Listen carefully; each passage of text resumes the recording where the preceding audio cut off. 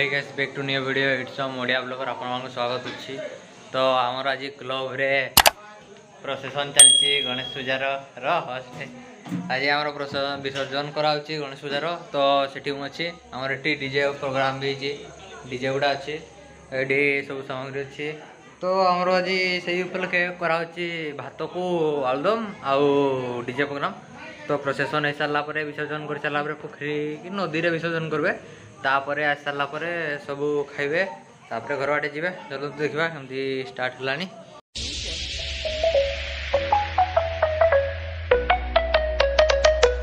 तो वर्तमान हमर आलू कटाई, एठी ओदा रेसुण सिझाई सब लुण फुण सब अच्छी।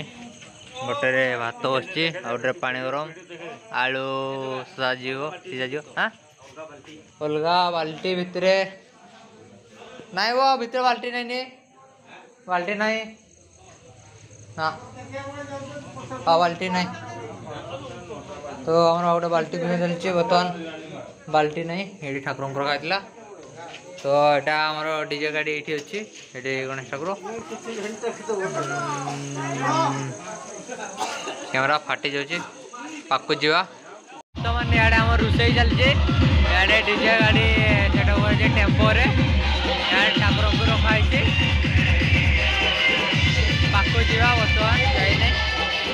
तो इे दुईटा टेम्पो कराई गोटे अच्छी ये गोटे तो यहाँ के प्रोसेसन स्टार्ट हम।